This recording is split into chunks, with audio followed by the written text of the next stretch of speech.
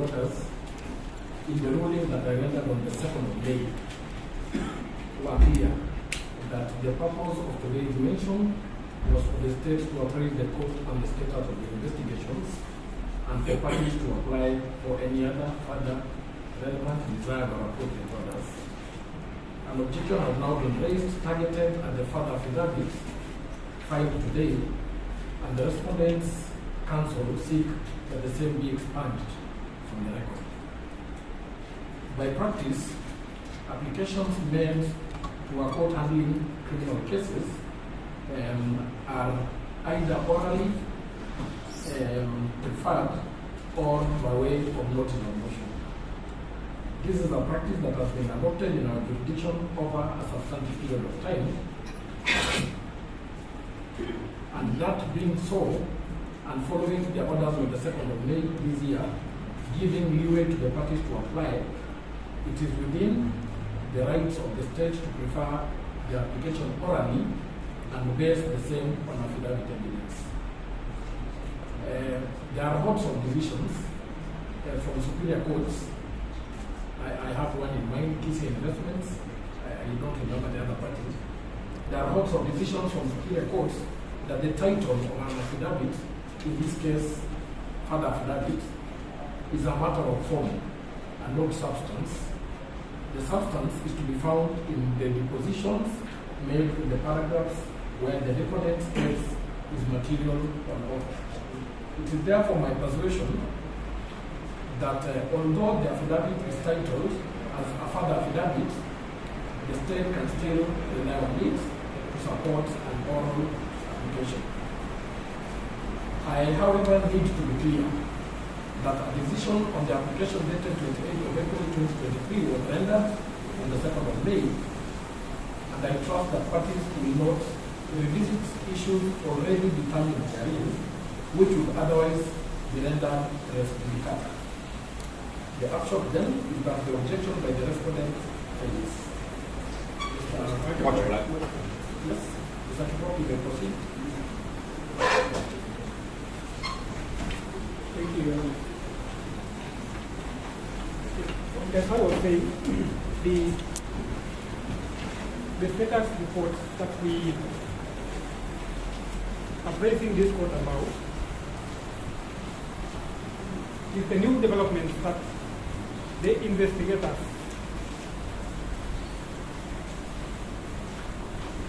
have come across, and I will rely entirely on the averments in this affidavit.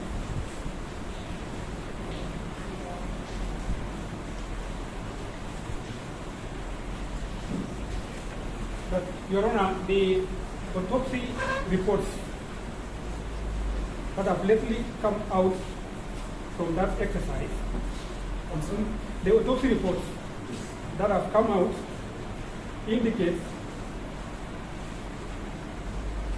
that some deceased persons may have died from strangulation.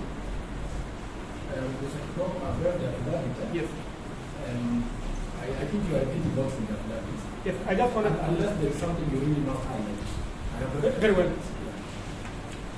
The important thing, Your Honor, here is that that information which is in the affidavit was information which was not before this court at the time we argued our application.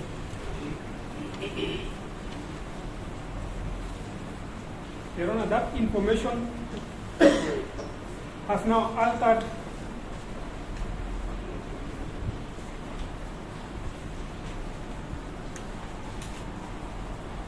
the information that we had before and has created new and changed circumstances.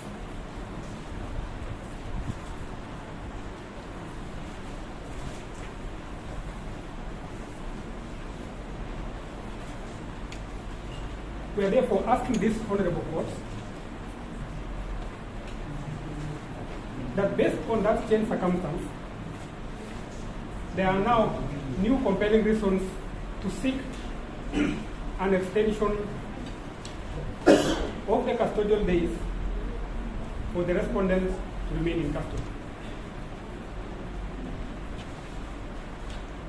And to be specific, Your Honor, we are asking for 30 days. 30 days from today. From today, Your Honor. The other days are lapsing today. Sorry? The other days that we have been given by your ruling are lapsing today. We are asking for 30 days, Your Honor, from today.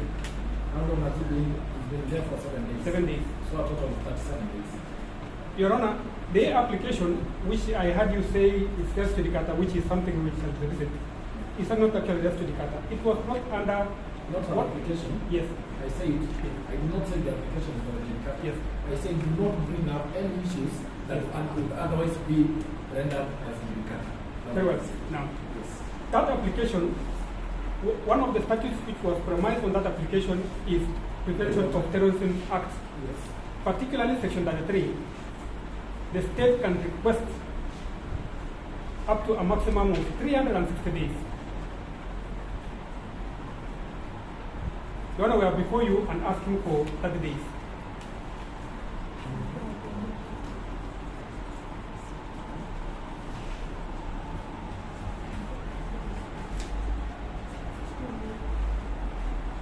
I will leave my colleague, Mr.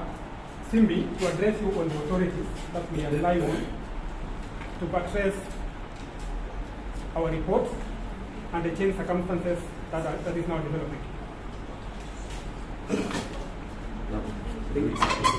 Before that,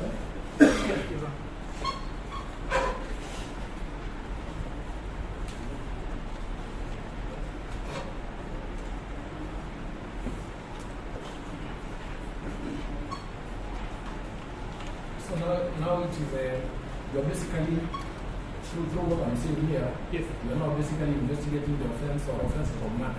Yes, based on what is coming out. Yes. And But yes. I'm wondering, Yes.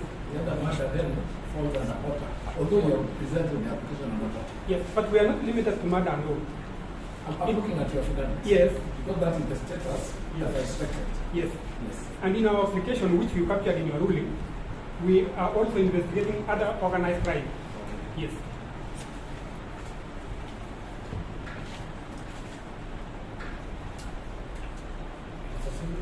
Yes, Your Honor. You know what the state is telling the court Have you is not shared new. both Yes, I copies? have shared. I think I have extra copies. Oh, you're doing it now? No, I've shared them. Yeah. We are being given right now. This is practice really post. And I'm only going to refer to a few lines of those authorities. They can easily. It doesn't matter. It's a matter of Courtesy. Yes, sir. Hata wewe ukipewa saa hizi, it is not fair. I agree. Yes. I And agree. look at the same act you're looking at, water. Yes. It says, doesn't it say that the application, whatever application, and even whatever is supporting to it, must be supplied to the other side. Yeah. The same act you are laying upon. That's right. Proceed. Right.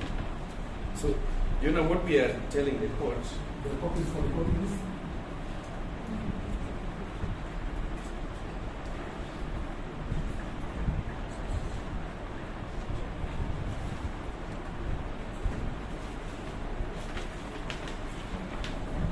So just one of it.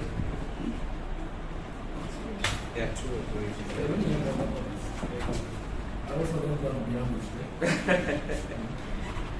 But the second authority largely backs up the provisions of the first authority.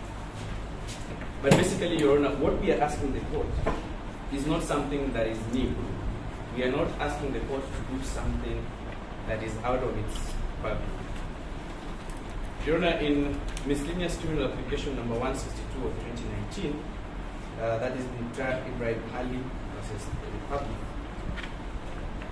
At page 2 of the authority that I have just submitted.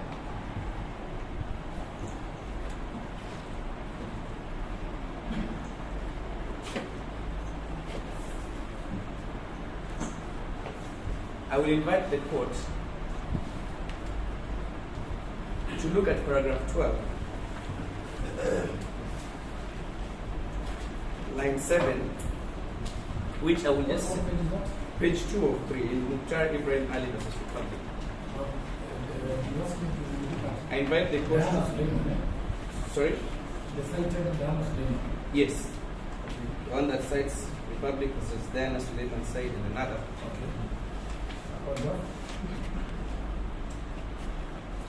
From paragraph 10 up there, and I will just quote briefly without going entirely through the entire authority. It says, with respect, I do not agree that the review of bail on the ground of changed circumstances or changes in the circumstances of the case, including circumstances of the accused, witnesses, victims, or the society affected by the alleged crime, is a strange phenomenon. I would say our courts do it every day when we seek to consider renewed applications for bail, such as when volatility on the ground is established to have ceased, or for the cancellation of bail on account of accused refusal to attend court while on bail when surety is withdrawn, or for other reasons. What my learned senior, Mr. Kiprop, has submitted on, he has invited the court to look at a further affidavit that has been filed, and without going into what is contained in that affidavit, it is the state's position that since the last time we were before you in arguing the previous application, there are circumstances that have changed and that are put in this affidavit, that if the court looks through these circumstances, then it will warrant the court to grant the days that we are seeking to enable the state to conclude its investigations.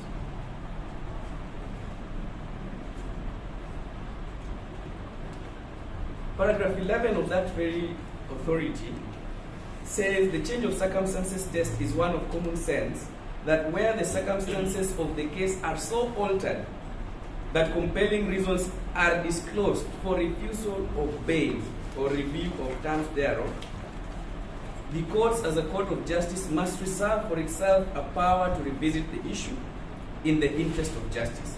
And this paragraph, if you read further, and I'm sure your Honor will retreat and will read this paragraph, it opens this window to both the state prosecution hearing, and the window is also open to the respondent or the suspect. And we are telling the court that from the last time we were before you, there has been a change of circumstance that has occurred substantially that would warrant the court to go through and give a directive or give an order for extension of these custodial orders. So it is open to either side, but it so happens that in this case, it is the state that is moving the court for an extension of this period. All right. Without belaboring the point, as I finish, paragraph 12, Your Honor, on the first three lines only, he said, the learned judge says, I find nothing in the provisions of Article 49H of the Constitution or Section 123 of the Criminal Procedure Code to suggest that once the court grants or refuses to grant bail becomes factus officio. It is our submission, Your Honor, that based on the ruling that you delivered the last time we were before you, and in light of the provision of this authority, the court does not become factus officio by virtue of the fact that it had pronounced itself to 7 days. This very court still has the powers, in light of the change of circumstances, to extend or give additional days based on aggravated circumstances or change of circumstances. Change of circumstances? Yes. And warrant review? That is it. So, Your Honor, we are relying on that authority and invite the Honorable Court to grant us the prayers as sought. basically, without belaboring the point, I believe the other authority also speaks to the same authority. So, without wasting the court's time, I would wish to pray that the state be allowed a further 30 days within which to retain the respondent.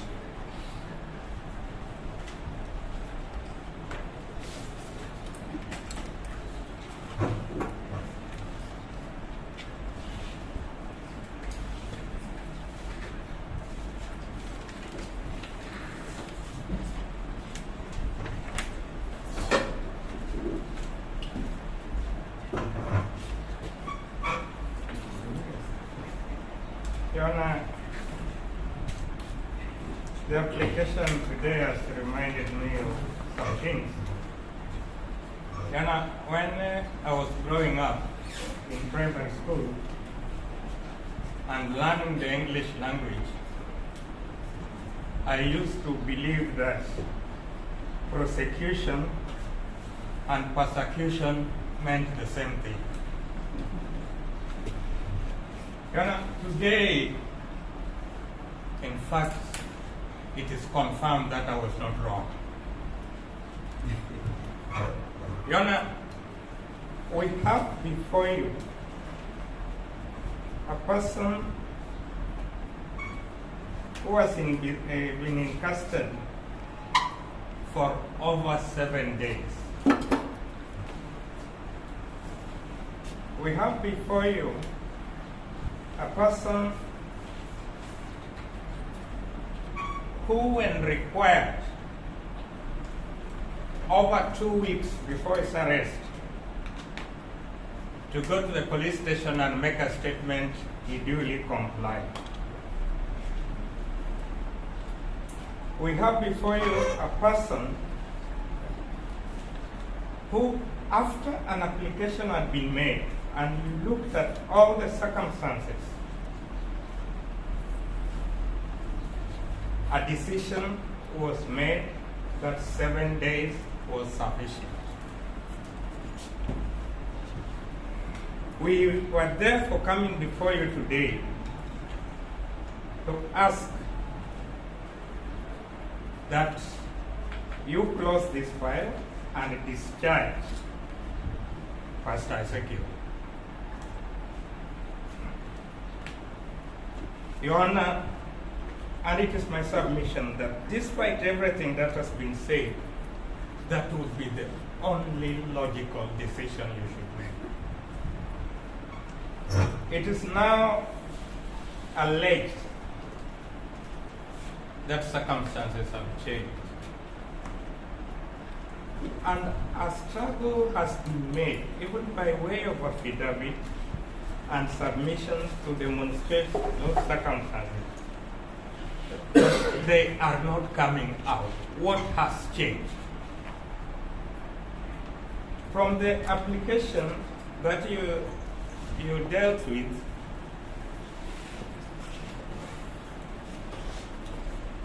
they suggested that the investigations and the matters which the respondent was suspected of included murder, aiding suicide, abduction, genocide, crimes against humanity, child cruelty, fraud, money laundering. Now, when you look at the affidavit before you today, it seems that the investigations are zeroing on murder. Even by a mathematical calculation, that is a reduction.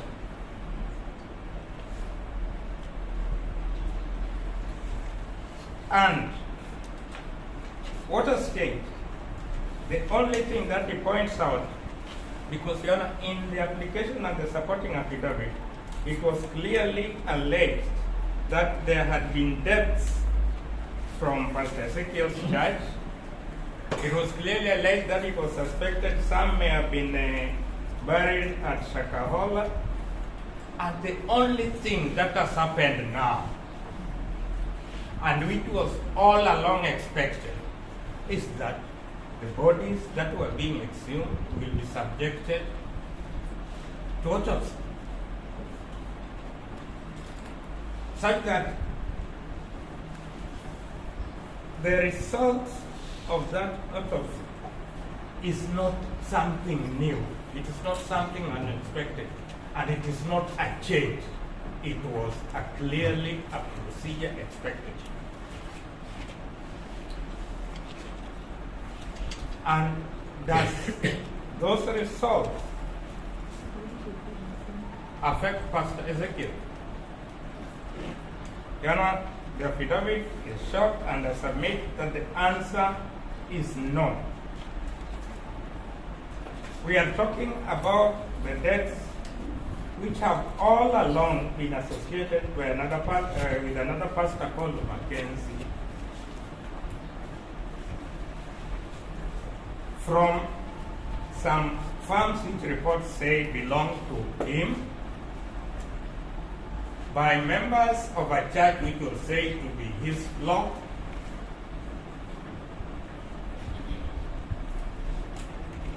and Your Honor, now to drag this one here has another name. Its real name is witch hunting. Your Honor, it's my submission, therefore, that 2 more minutes, Mr. Mawakili. okay. 2 more minutes. It's my submission, therefore, Your Honor, that the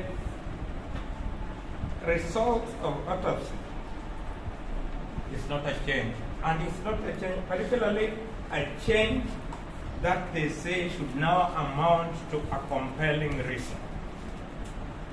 Your Honor, the authorities that have been referred to you are anchored on Diana Salim, which, although properly well quoted and citation given, they opted not to avail.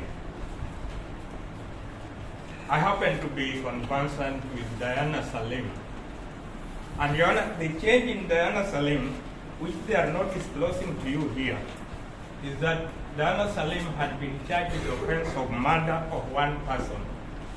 Remember the terrorist activities in Lamu. Then investigations revealed the death of other 60 people, such that the change was from 1 count of murder to 61 counts of murder. That obviously was a change which can be described to disclose compelling reasons.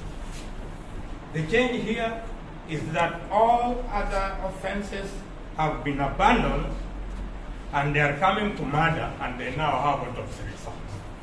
I urge that you don't at all give in to that suggestion. So what, Your Honor, is next? Your Honor, what is expected of you now is to direct that our client be at liberty, because he has not been charged, and there seems to be, other than to persecute him, there seems to be no intention to charge him at all. Secondly, Your Honor, in the event that you feel that you want to give them some more time for whatever reason, though in my view they don't deserve at all, then Your Honor, we urge that you direct that the respondent be admitted to reasonable bail. Your Honor, it's a person you don't even need to ask to deposit cash bail or a surety. He's a non-evangelist. You can only ask him, Pastor Ezekiel, come back here on Monday, and he will come back. He just writes a note and he goes. So you're talking about a freedom? Exactly, Your Honor. Or a personal bond? You're a personal bond. Even his word without committing it on anywhere, we will still come. That's all. Your Honor, the affidavit is very, very clear. It needs days for further investigation.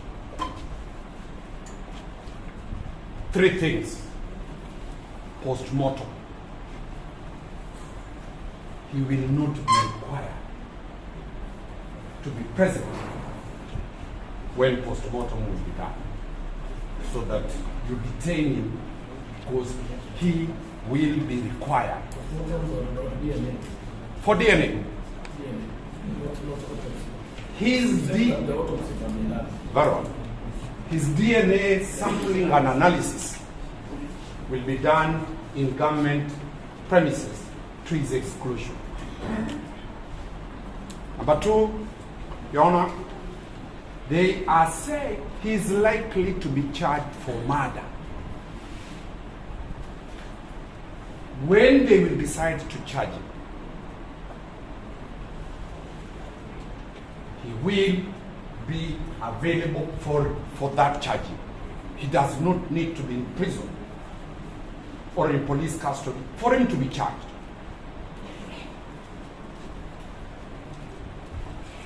You know what? They are saying that he has a lot of influence. Even those who are dead will still have influence. The influence does not wane because he's in prison. It doesn't. He still remains the most prestigious televangelist in this country. So denying him that freedom does not curtail him. You know, let me buttress, so this affidavit does not provide new compelling reasons to keep him. If this affidavit could have said, he has contacted so and so and so, who are witnesses, deny him. That is not here. 2, he has been found escaping out of the country. That is not here. He has made a new passport to run out of this country. That is not here. There is no compelling reasons to keep him. And Shadrach will deal with the question of the authority of Oscar Sudi on whether that is the only option to detain. And I hope you have supplied it on the other side. No, we have just been given this application now. Okay. And they have given the authorities now. Because their trick was, we asked for time to respond so that he continues being there. You know, let me lay the basis for the application for bail. Based on the circumstances that are there. We are urging this court to grant the respondent bail of reasonable terms and put conditions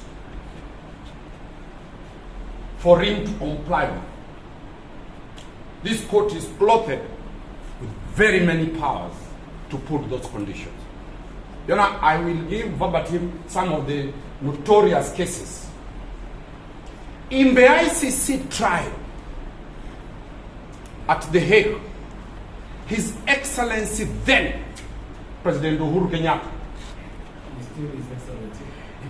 former, His Excellency former President Uhuru Kenyatta, and the current President of the Republic of Kenya, His Excellency Dr. William Ruto, were released on board, on bail. Their influence, Pastor, is a shadow, is an entity. They were released and they were doing their matters, and the offense they were likely to be charged is genocide. The offense now has become violent. I come back to this country.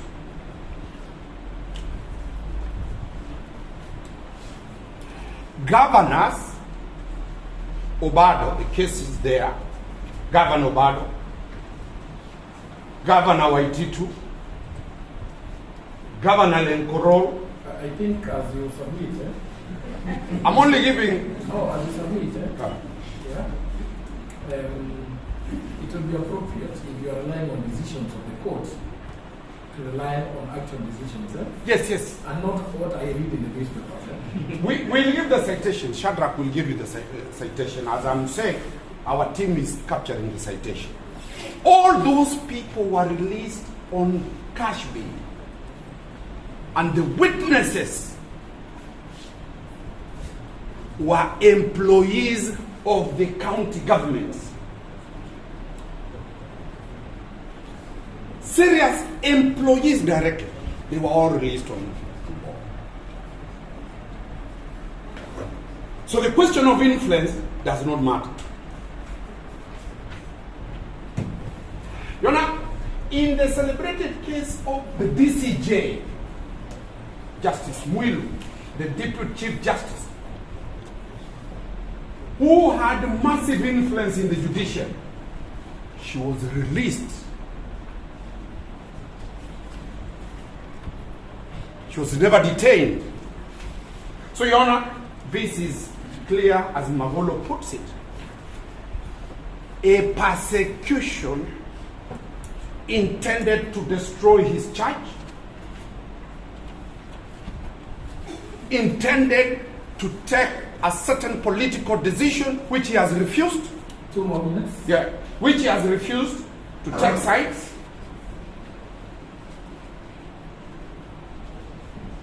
Your Honor, the state, I'll also ask the court to take judicial notice that such affidavits from 2017, 2018 to 2022 August, sworn by police officers on oath, the DPP disowned them and the police officers came in court to swear that they were forced to swear these affidavits. And out of all those anti-corruption matters, the DPP has withdrawn them.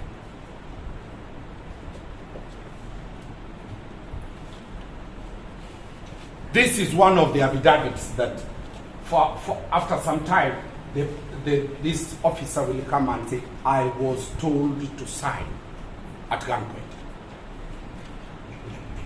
That damage to that man of God can never be recovered. You know, we urge you release him. Because I know that the same DPP will come here and say, we have not. Lastly, Your Honor, in a matter I am of the SSU, Special Crime Unit officers, where this officer also comes from, by luck. So the matter pending before court? No, it's a miscellaneous. Simply, I'm only saying that in that matter, I know, an ongoing matter. it is an ongoing matter. Are you within? I'm not going to touch on the merit of it. I'm only putting it that in that matter, because I represent all the police officers in this country whenever they are arrested.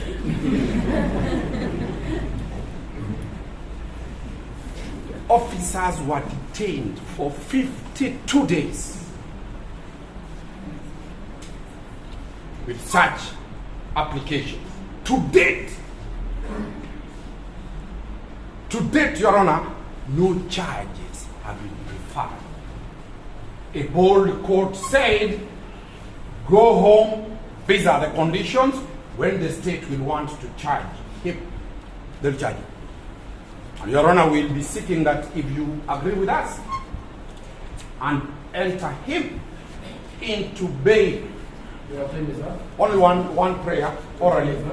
Your Honor, only one prayer, that's a prayer, one prayer.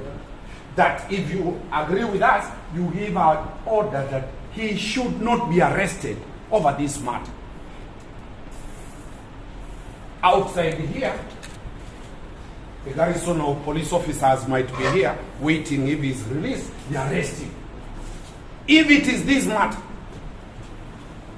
we undertake ourselves as advocates, senior advocates, that we will present him to any court when the state decides to charge him. That's all, Your Honor. Mr. Cliff, then the authority of Shadrach will do it.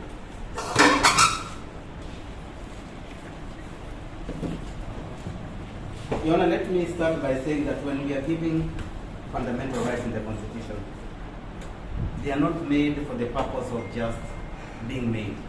They are there for a purpose. And they are there to prevent the excesses of the state.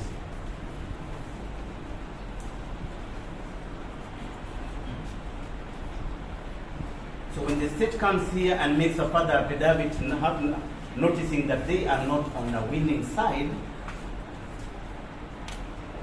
they create more stories.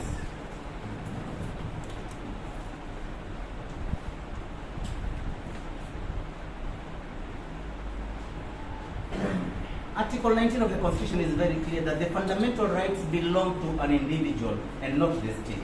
An individual and not the state.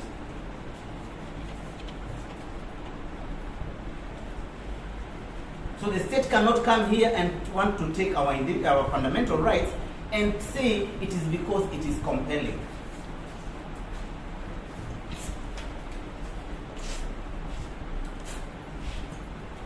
Article 20, and this is a very important article, sub-article 3. As the court wants to grant the fundamental rights, it must do it in a way or in a manner that wants to enforce those rights.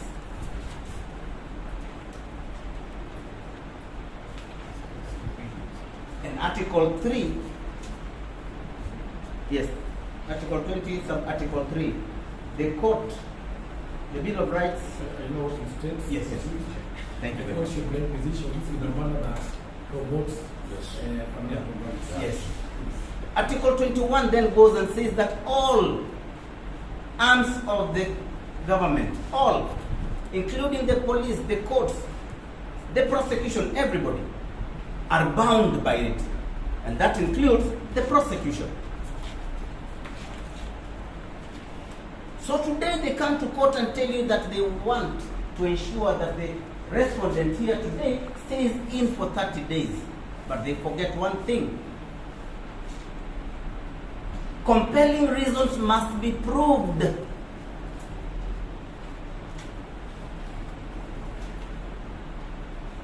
Have they given you any compelling reasons? And that's where I want to start. They have not. All they have done in this further affidavit is told you that they might want to charge the pastor with murder, depending on future DNA results being found.